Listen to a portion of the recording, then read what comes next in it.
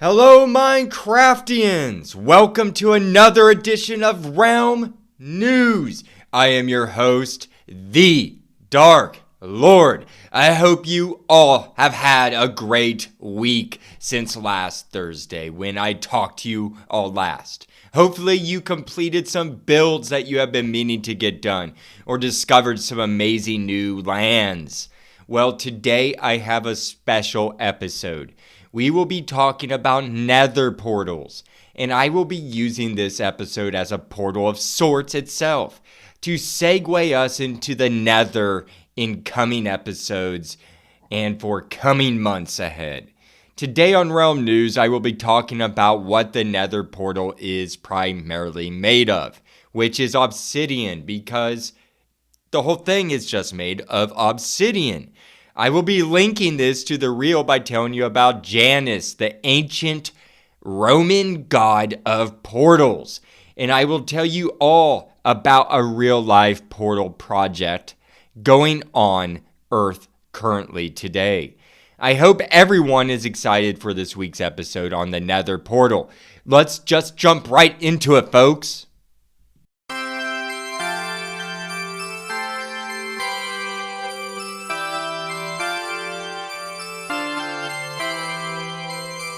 Now, for those of you who have been following Realm News for some time, you know what part of the hour it is. For the listeners who are new to the show, well, it's poll time. Yes, it is poll time, everybody. And this is a great poll for this week because it is all about the Nether. And the Nether is utterly fascinating. Don't you think so? There is much lore and headcanon that can manifest from this dimension. I have always been intrigued with this other world, this other dimension, as I just said, and the myths behind it. Allow me to read the question here. My question this week is this: which of these 4 items do you mine for in the Nether? 1. Netherite. 2. Gold. 3. Quartz. 4. Glowstone. All 4 of these items are found in the Nether, and all 4 of these serve unique functions.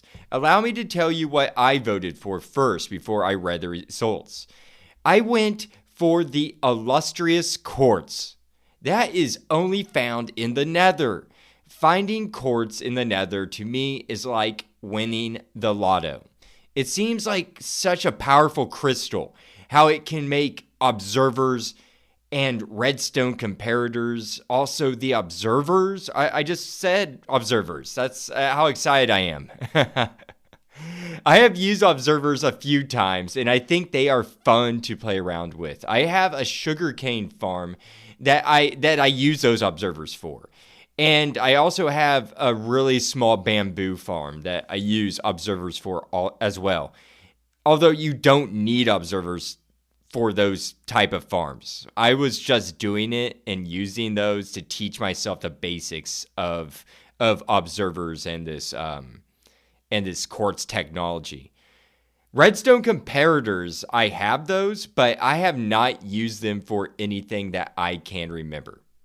Something else that you can use quartz for is for decor and for building material. It has a remarkable semblance to marble, in my opinion. And I think it has a beautiful look that can add appeal to many designs. I accidentally turned quartz into a decoration piece by putting all of my quartz together, thinking that it functioned like iron when making blocks form. You know, after you get your iron and you smelt it down into iron ingots, and you can make those into iron blocks. I thought the same thing occurred with quartz. I thought it was the same function, so I turned all my pieces of quartz into quartz block, and I couldn't change it back into quartz to utilize to craft more observers and for things I wanted to do, for contraptions and whatnot. But I did find use for these quartz blocks. I I placed them in my chapel. I call my chapels reflection rooms, and I place these quartz blocks in my chapel or my reflection room in a town called Lamplight.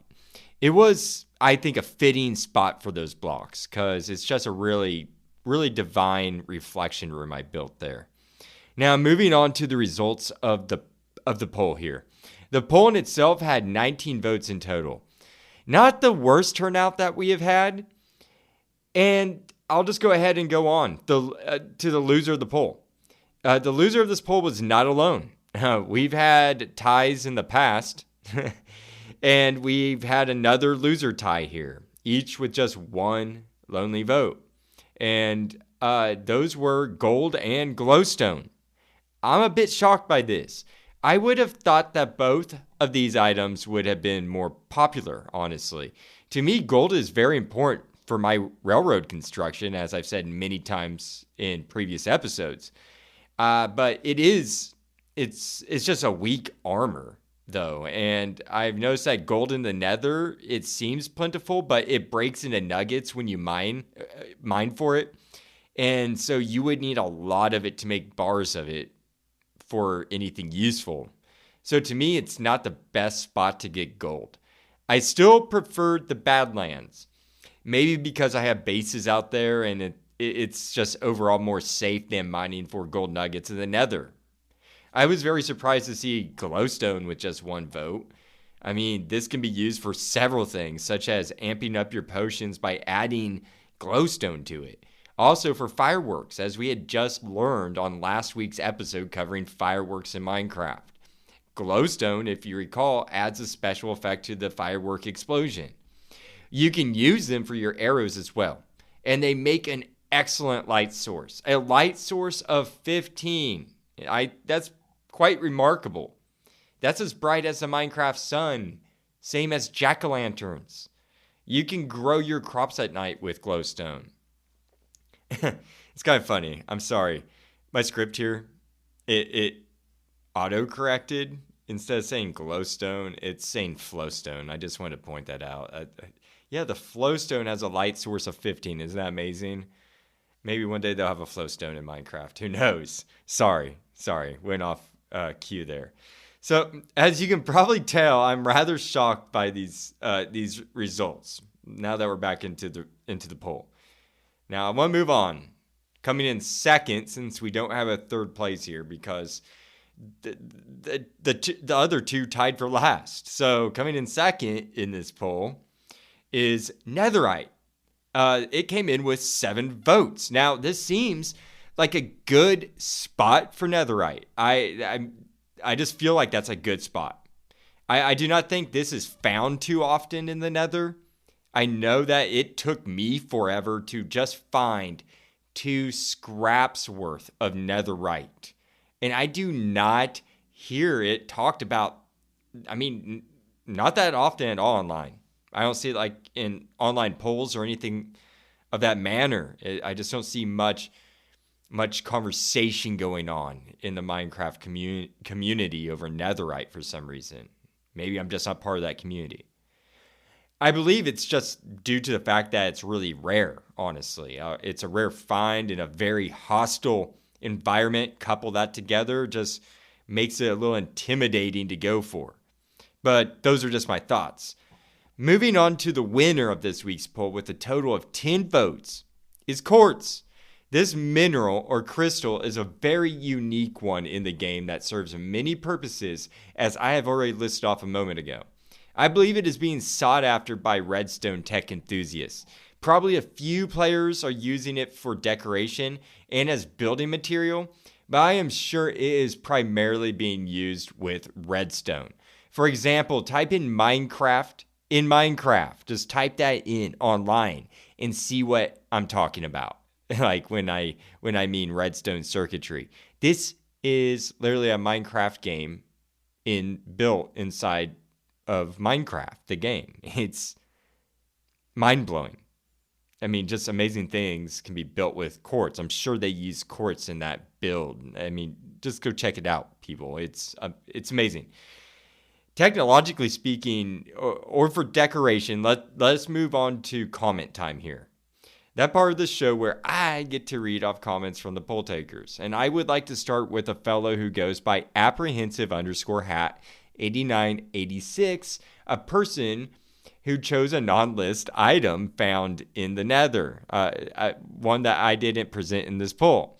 And they say, quote, netherrack, but not on purpose. From the list, it's probably quartz for redstone devices. What else I actually enter the Nether for specifically includes basalt, blaze rods, gas tears, wither skulls, nether stars, blackstone, and fungi. But my very first item of interest in a new world is soul sand. Gotta get dim water elevators going in my overworld shaft mines, end quote. Wow, apprehensive_hat 8986. You have quite the Nether shopping list, my friend. First off, I want to say that you were correct in your assessment of the poll. You see, this comment that he made was made prior to the closing of this year poll. So he guessed the quartz being the winner dead on. And you brought up a myriad of other items that can be found in the Nether as well. I myself love netherrack as well. I will smelt the netherrack into bricks and take it to my stone cutter and make designs in the nether brick blocks.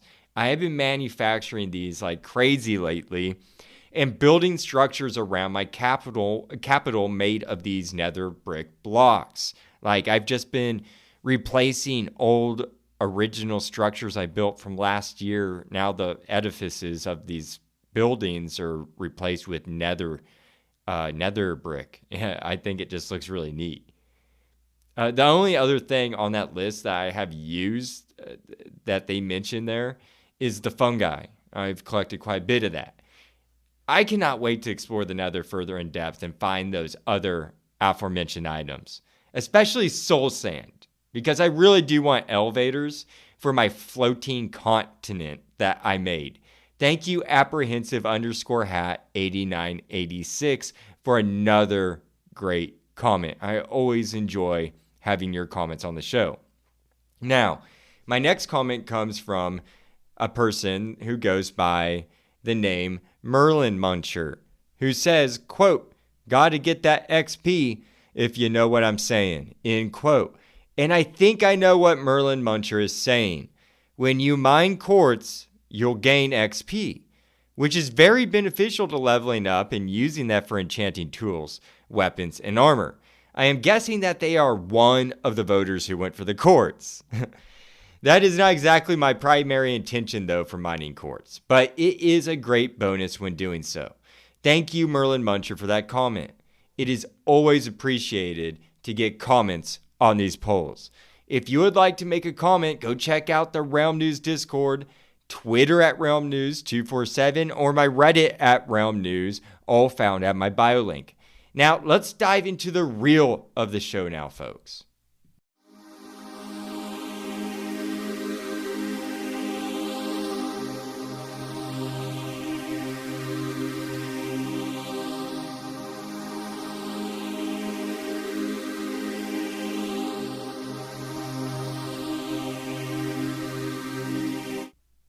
My friends, welcome back to the real of the episode, where I attempt to bring some knowledge into the show and connect it to the topic of the week.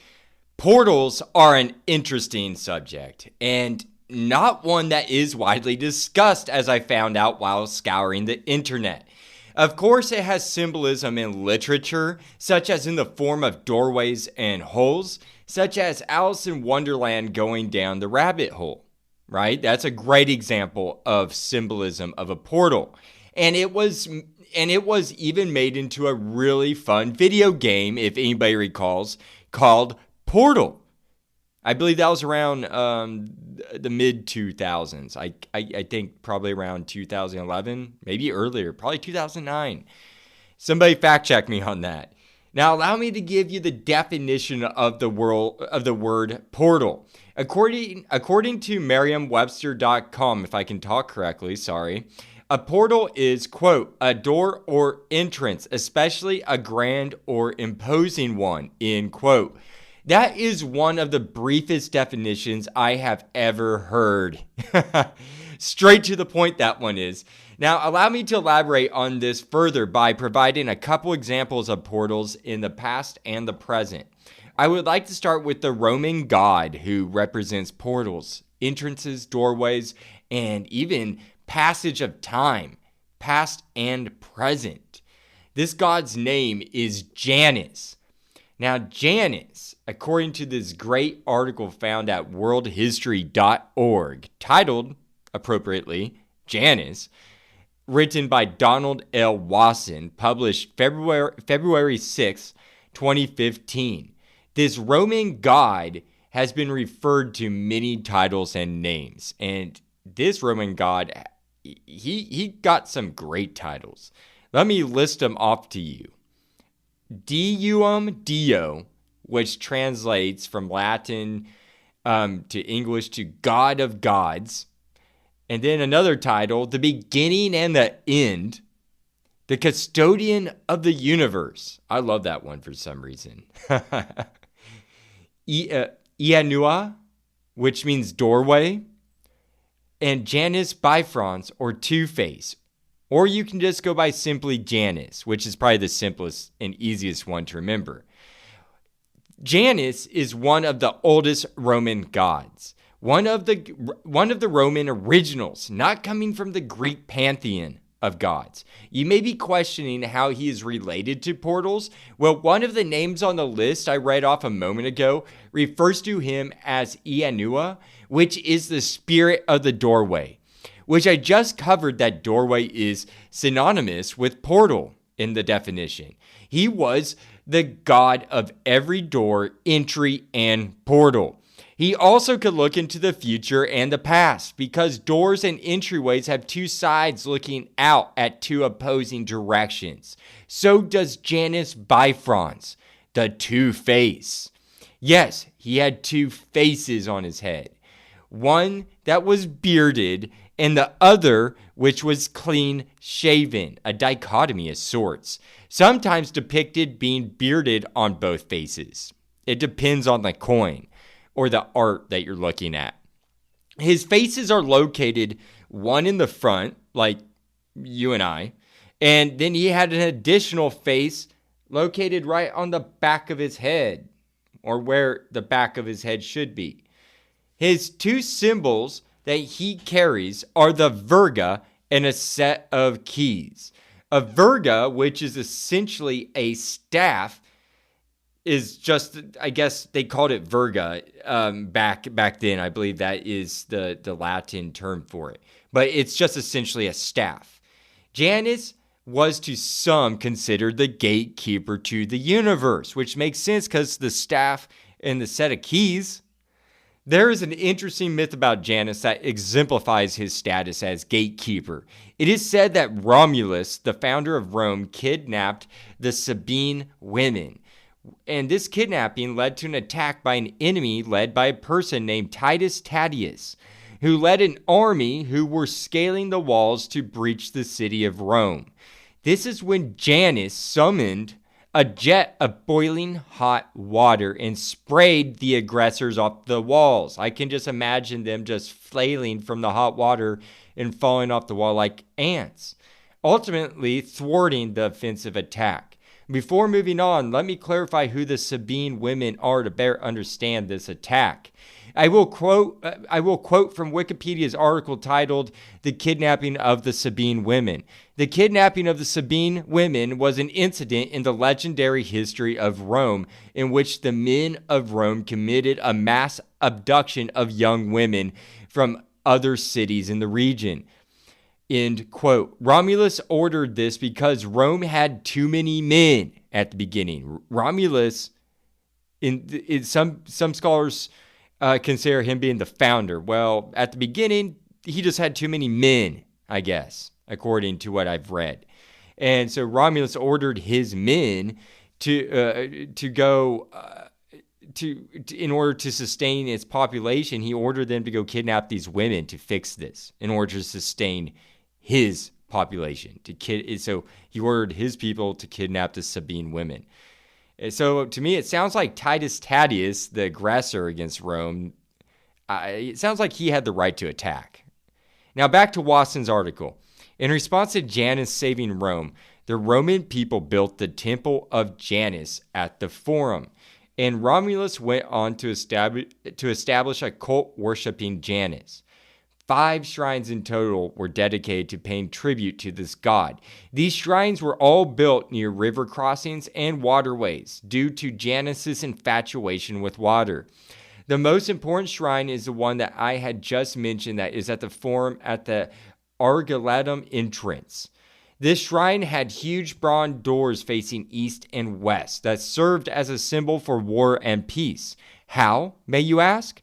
Well, during times of war in Rome, which was more frequent than not, they would leave the doors to this temple wide open, so Janus could aid the Roman soldiers to victory.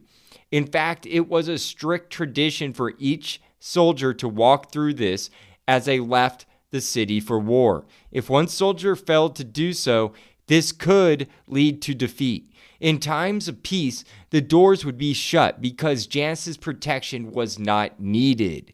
The order of the doors being shut was given by Caesar in 48 BCE as a declaration that Rome was finally at peace due to his military victories. Janus, or the god of the gods, was obviously an extremely important religious deity to the Romans, a deity who protected the gates of Rome and continued to do so for every war after by opening the doors to the Janus temple. Janus is a perfect example of a portal god. But what about portals in our day and age? Do these exist in this age of AI and technological advancements? The answer to this is a simple yes, or I should say a roundabout yes. Portals, as I have said earlier, are found as symbolism in literature such as the Chronicles of Narnia, for example, where there was a magical wardrobe that transported the characters to that mystical world. Or when Harry Potter is trying to catch his train to Hogwarts and had to run through a brick wall, which was platform 9 3/4. This was essentially a portal between the magical world and the world of the Muggles in this book. Portals have been seen in movies as well, such as in Monsters Incorporated. The portals in this movie, if you remember, are doors to the human world where they would go and frighten people to capture their screams, if you guys remember that. Now, portals have been capturing the human imagination for hundreds of years by writing stories and incorporating them in cinema. But we have a long ways to go before using portals to teleport ourselves from New York City to Los Angeles, as an example. No, we have many technological hurdles to jump over before we can do anything like that. But there's an organization on Earth right now that has set up several live viewing portals around the globe. You can find pictures and all the information on these portals at portals.org. I found this organization while conducting research for this episode. Believe it or not, there's not a terrible amount of current day scientific portal research going on. So it was a challenge to find anything current that involves portals, meaning technologically speaking. I mean, they have a lot of advancements in quantum physics that incorporate entanglement and teleporting particles and superposition and whatnot. But I didn't think that was going to be captivating to this audience of the show. So I chose to talk about this. But this portals.org website was a fascinating find. I clicked on the link and checked out their site. I urge you to do the same thing. I will leave the link in the show description. Let me tell you about these portals by quoting the description of them found on the welcome page to this site. Quote, "Portals are technology art sculptures. They connect to a network of identical sculptures all over the planet.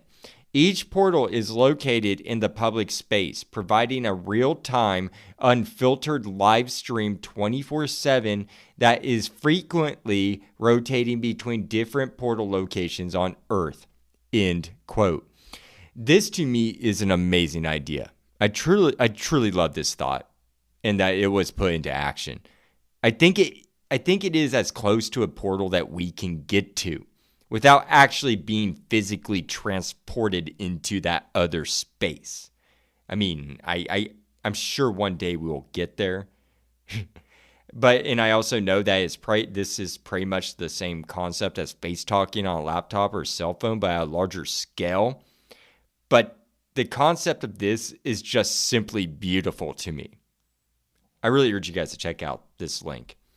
This organization was founded back in 2016 by a Lithuanian artist and online entrepreneur named Benediktas Gilis. His vision is to unite the planet by using these artistically styled portals around the globe. And I must say, this seems like an ingenious way of doing so. It is as if you are looking through a giant ship porthole. Allow me to describe it to you.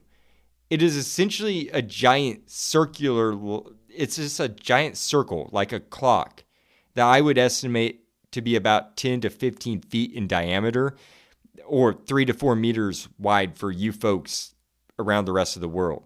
But that is just a very rough estimate by looking at these photos and comparing them to the people in these photos.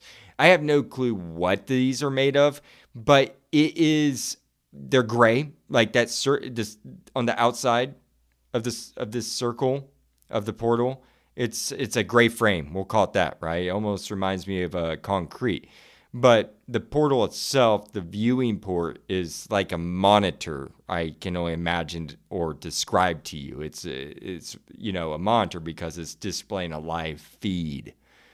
This monitor is on both sides of this standing circle that is on this platform. So, I mean, you can have people standing on each side of this thing and looking at it. And this portal is somewhat thick. I'd say about a foot or so wide, at least. Let me tell you what the portal shows. Hypothetically speaking, the portal that you are standing in front of, put yourself in your head in front of one of these big 10-foot wide in diameter circular looking mirrors, okay? That you're seeing images of someplace other. Now, hypothetically speaking, you're standing right there, right? And this thing's displaying a live feed to you that you're seeing. A live feed that is coming from another portal in another part of the world. That's the cool thing here. It is showing you what this other portal is seeing. If that makes sense at all. I hope I'm describing this to you. I try my best here. It's just showing the pedestrians, the street artists, cars, dogs, just regular life of another culture where that portal happens to be located. And that other portal is working in conjunction with the one you're looking at, but it is showing those people at that other portal, you and let's say your family or friends that are standing there, and everything else around you that portal is able to capture in its view.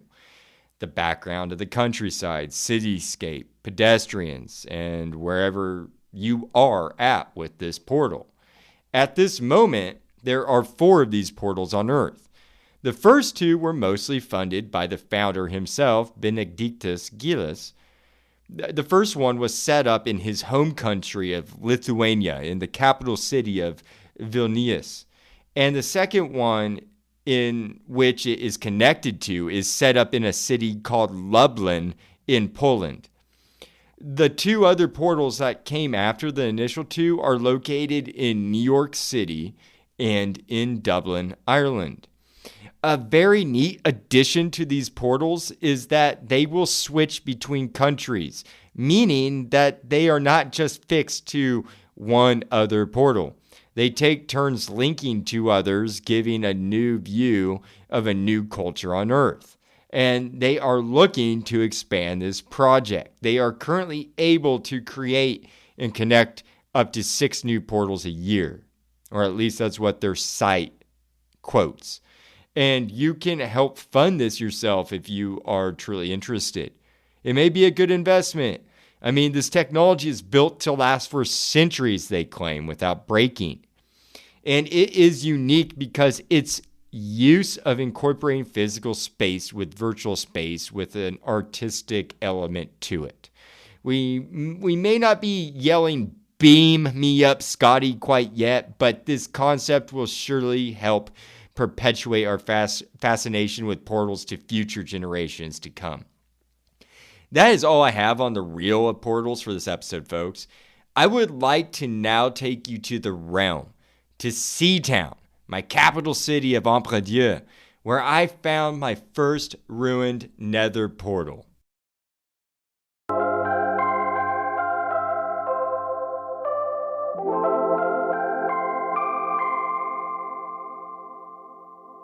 We are back in the realm, my friends. We are standing on the floating ocean city called Seatown, my biggest metropolis in the entire realm and my first town that I built. Allow me to tell you a short story of my first nether portal experience. My point of origin in this realm of mine was very close to a sandy beach. A beach that has been stripped down to sea level due to the early day glass production. This beach, as it turned out, was a part of shoreline to a massive ocean that is called the Ampredieu Ocean. Shortly after setting up my first base where I spawned into the game, I started exploring the waters by chest boat. It did not take long for me to realize that this was a very large body of water. An idea to build a city on the water popped into my head. I set sail the next morning to find a good spot for a floating city. I was looking down into the water upon my boat to find a spot where the seabed was closer to the water's surface. But I didn't want to build my city on already exposed land. I didn't want anything emerging from the water. I wanted this all to be from scratch. I wanted this to be made 100% by hand. I traveled a couple hundred blocks off the coast of my origin and found a perfect spot, almost right off the bat, but something very peculiar caught my attention out there. I noticed a strange colored block jutting out of the water. I sailed over to investigate it, to discover that I had found a ruined portal that was mostly submerged underwater. It was quite astonishing. Up until this point, I have only heard about them online. I was just getting back into the game of Minecraft after an 11-year hiatus. I decided to jump into the water and dive down to investigate this ancient structure further. I noticed immediately the magma blocks that were exposed and bubbling up columns of steam bubbles to the surface, rising. The 4 obsidian block-wide portal was nestled on a netherrack base, with cracked stone brick stairs and stone bricks leading up to it like a shrine. It is missing 4 obsidian blocks, and a couple of these blocks composing the frame are crying obsidian, which I find crying obsidian to be a very beautiful decorative block. It just looks like the portal fluid or that glowing purple energy is just oozing out of the block. Along the nether portal in clear sight was a single chest down there submerged underwater. So of course I opened it up to see what treasure was inside. Who wouldn't? I do not recall what was in there. That was nearly or maybe even more than a year and a half ago. The remains of this portal, though, remain outside of that bustling capital city as of today. I never dismantled that portal. I left it as a monument to the city, the first landmark to Seatown out in a vast ocean. But this ruined portal piqued my curiosity. I needed to see how these things worked. But before we talked about activating these strange ruins from the past, let's talk about these in some more detail. According to minecraft.wiki.com, you will be able to find these ruin portals similar to the one that I found in every biome in the overworld, except in the deep dark biome. They can also be found in every other nether biome. Ruin portals came into Minecraft on June 23rd, 2020 in the 1.16 update. Before that, all nether portals were player made. Naturally spawned nether portals were just not simply put into the game yet. Ruin portals are now the only structure that can generate in 2 dimensions. And there are 13 different size variations of the structure that you can meander upon while exploring your world. I have personally came upon a myriad of different sized ruin portals. I always get a rush when I discover one. They give me a sense of danger and a sense of mystique comes off them. Like there should be a sign with a skull and crossbones posted to the outside of them. These portals all have a uniqueness. They are all uniquely ruined, meaning that they are all in different degrees of degradation. However, they usually all have some similarities, such as finding a chest alongside with them, such as I did with my first portal. I have found a chest with every other one since then, so don't worry. You will find a chest with these. These chests will often contain valuable loot such as gold items, like armor, weapons, and golden apples if lucky, and those are just a very few of the items that you will have a chance of finding that I listed off the top of my head there. You may find a bell too. They may also contain materials for reconstruction and activating the portal, such as obsidian blocks and a flint and steel. But I have noticed that they do not provide enough obsidian to activate the portal. It seems to always leave you missing one obsidian block or two. I've seen. You will also more than likely come across netherrack, as I recently described, stone brick slabs, stone brick stairs, iron bars, lava, chiseled stone bricks, blocks of gold, and the magma block, as I mentioned earlier, which I love magma blocks. Many of these stone blocks are sought after by builders in the Minecraft community. The cracked ones cannot be crafted, which makes them quite rare. However, all of those items that I just listed are just a byproduct of the portal itself. The main material that allows the portal to function, giving you the ability to traverse space and time and travel to the nether, is the purplish block called obsidian.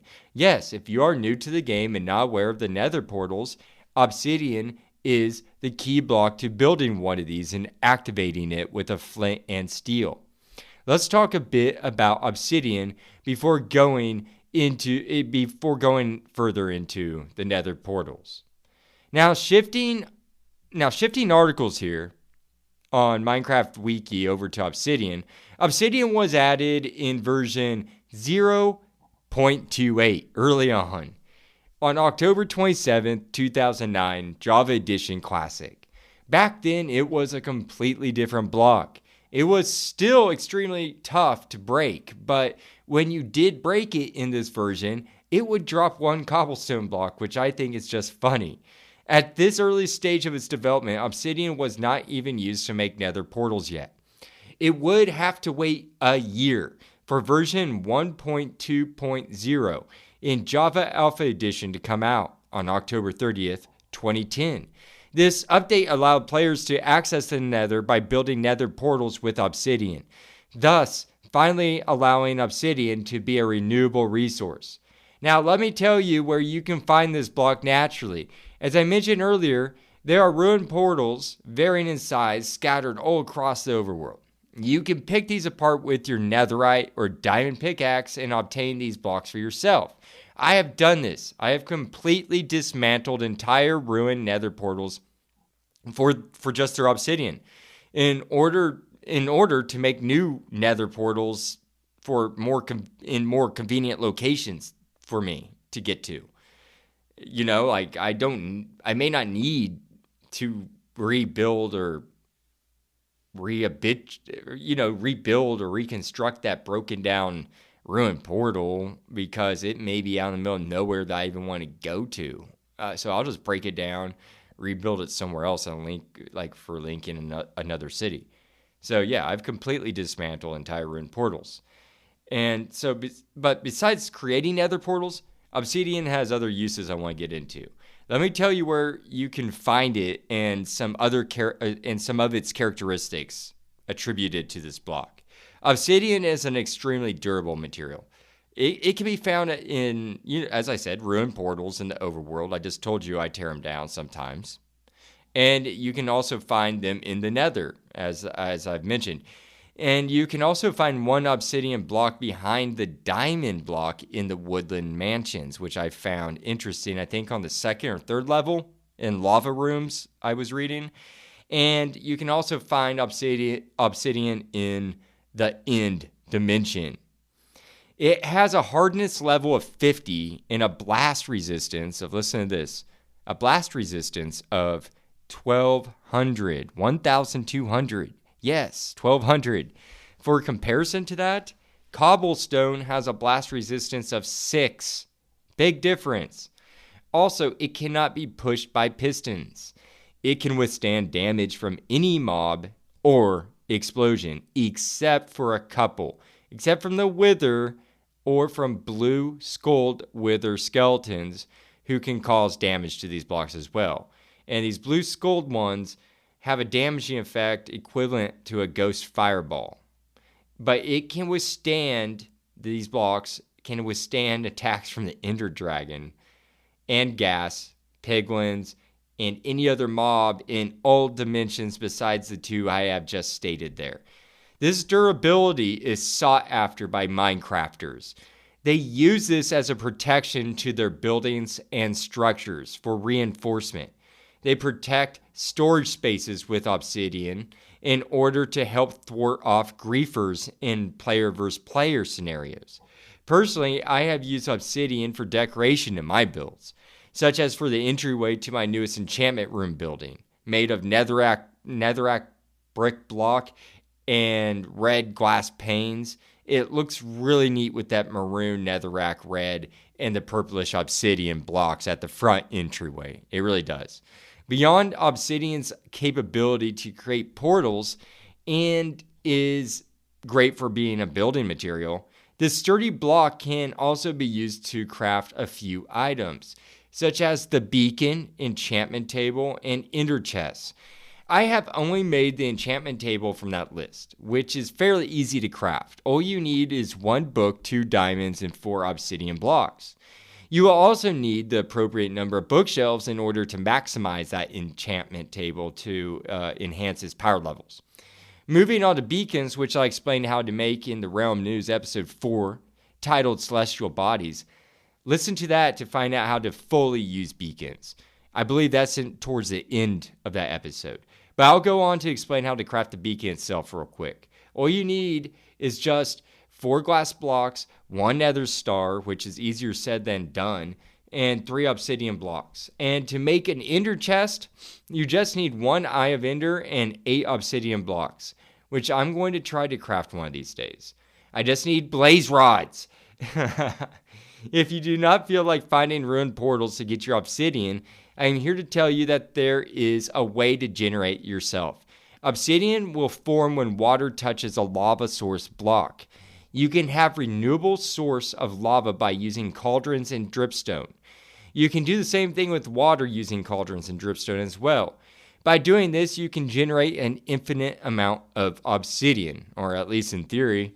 It may take a while, but you can farm lava and make obsidian indefinitely by making water hit lava. Another method for getting obsidian is to barter for it. You can barter for a block of obsidian by trading a gold nugget. Sorry. I don't know why I can't talk today, folks. But you could trade or barter a block of obsidian by trading a gold nugget with a piglin in the nether. You will have about 8.7% chance of trading this. I would not go about obtaining obsidian in this way. I try to do as much of my business outside of the nether as I can. It is way too hostile of an environment for me to want to trade with a piglin for a block of obsidian. I'll pour water on lava and then break the block with my diamond pickaxe. Or netherite, if you got that. I'm not that wealthy yet. But that's just me. Do it however you guys see fit. Now, let's move on to crying obsidian real quick, because that is part of the obsidian family, obviously. Crying obsidian is just a variant to regular obsidian, simply put. Caveat, you cannot use crying obsidian to build a frame to a nether portal, but you can use crying obsidian to build a respawn anchor, allowing you to respawn in the nether since beds blow up, and you don't want that. To craft this, it takes 6 crying obsidian and 3 glowstones. Crying obsidian also emits a light level of 10, which will not melt snow or ice, but also will not likely to be damaged by anything. Also, the crying obsidian is just a beautiful block with the moving purple flowing, all through it, if you've ever looked at it before. It is a mesmerizing and can be incorporated to make some really cool builds. You can find crying obsidian at ruined portals as well. Moving on, once you do have this obsidian, you can make nether portals, and there are a variety of nether portal sizes that you can make. They can be built as small as a 4x5 obsidian nether portal frame, all the way to a massive 23 by 23 obsidian frame. That's a massive portal. I mean, that's just huge, folks. I have never built one that big before. I've just built the 4x5s. It is important to note that you do not need the corners to these frames for the portal to work as well. I just want to point that out real quick before I forget. You don't need the corners. That'll save you 4 obsidian blocks for every one.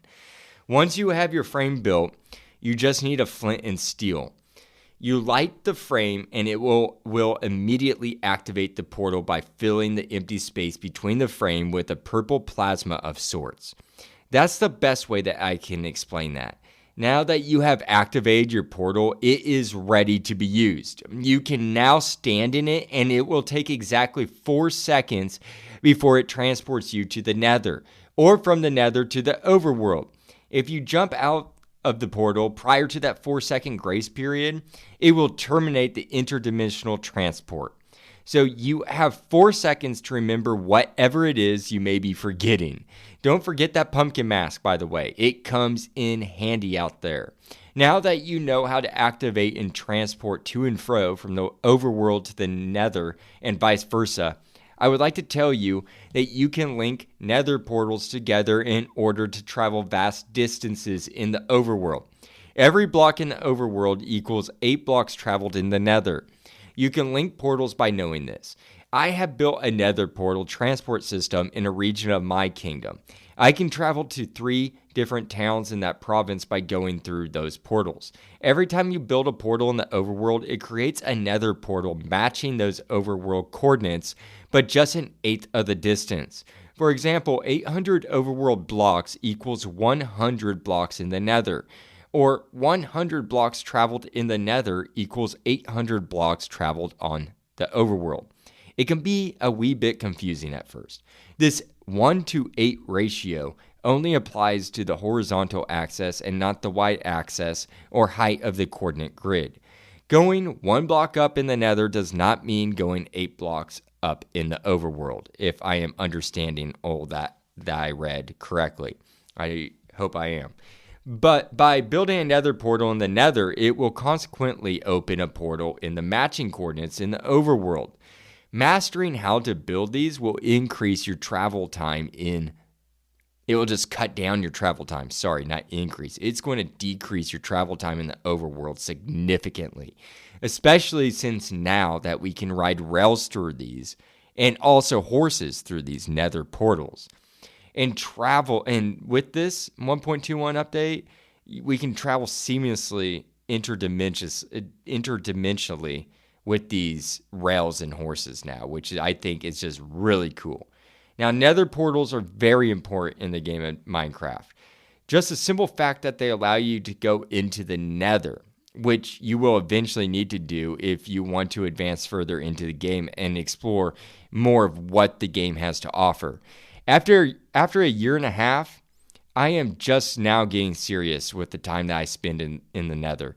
I am trying to go for blaze rods and just found my first nether fortress, I believe, last week. So I get it if you have not explored this dangerous dimension in depth quite yet. I would like to now read some comments from some Redditors found at the Realm News subreddit that you can access at my bio link in the show description. These comments are in reaction to a question I posed. Nether portals, do you use them? I'll dive right in. Gaznark says, quote, I believe they're flames that burn down something on one side and reconstruct it on the other side. We know they can already reconstruct stuff because that's how they create the portal on the other side. End quote. Which I replied back by saying that is just an interesting thought. And the construction of these portals, I believe, can be open to much interpretation. The purple energy, or flames as they put it, is a very fascinating feature to the portal that cannot be dismissed. This is some sort of powerful force capable of sending mobs and items across dimensions. So thank you, Gaznark, for that comment. Moving on to the commenter who goes by Zol is here. They say, quote, yeah, I always craft nether portals for the nether wood and blaze rods for potions, end quote. And agreed, 100%. However, I am still on the lookout for blaze rods, as I mentioned. I'm getting closer, everyone. I'm sure you will hear about it once I do find them, but I am all for that nether wood. I love that teal color, especially when you craft doors from this wood or signposts. I think it just looks really cool. Thanks for that comment, Zol is here. I always appreciate your feedback. My last comment that I have is from a person who goes by W.link. They say, quote, I drill down and tunnel at y equals 12, or at y12, sorry. You're below lava and don't run into much hostiles. Tunneling is fast and can make long journeys fast with the 8-to-1 distance ratio multiplier in the nether. Then portal out. Plus you find a fair bit of netherite down there. End quote. That 1-to-8 ratio is truly a great way to travel fast in overworld by dimension hopping. As I have said earlier, I have 3 towns interconnected via nether portals in my new world region in my realm. These save so much time, and I use them when I do not feel like riding my overworld railroad. Also, I can relate to the tunneling. I have in the nether tunnel, then dug out open space in order to build a portal to connect to another town in the overworld. You are correct in saying that is a great way to acquire netherite. I have not found any of this in that way, doing so tunneling wise like that, but I may start tunneling down a little bit deeper and seeing if that works for me. I mean, who doesn't want netherite? Thank you, W.Delaz, for that comment. I love hearing comments from the Realm News community and the Reddit community. And portals are just great for traveling, just great for traveling around the overworld. And this brings me to the end of the episode, folks. I hope in making this episode that in itself, this would act as a portal to future episodes that I will cover, like for covering just the intricacies of the nether. There's going to be so many episodes down the line in this show that, I mean, there's a lot for me to cover there. So I thought it was a good place to start for such an introduction to this dimension. Hopefully this episode has inspired those of you who have not built a nether portal yet to do so. Maybe you can incorporate Janus the Roman god into your headcanon of your realm now. Now that we know that he is the gatekeeper of every doorway and or portal, or at least he was to the Romans, right? Also, get to making some obsidian blocks so you can craft enchantment tables, folks. And also those beacons and ender chests. Or use crying obsidian to craft a respawn anchor for when you do teleport to the nether. I plan on making one of those these days. I don't know when, but it would be handy for when I die there. And with that said, that concludes this week's episode over nether portals. I wish you all the best rest of your week. Be safe crossing over into that nether. It is seriously a hostile environment. With that said, I will see you all next Thursday on a brand new edition of Realm News, the Dark Lord, signing out.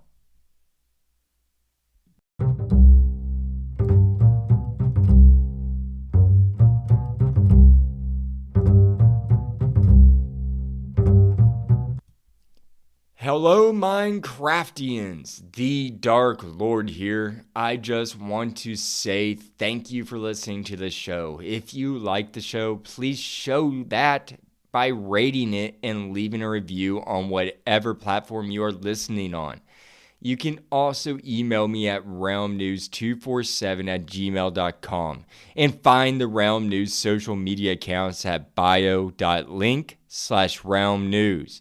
There you will find the Realm News Reddit page, Twitter, now X, and the Discord. Join all three and show your support. Tell all your friends and family about the show. I'll see you all next week. Happy crafting.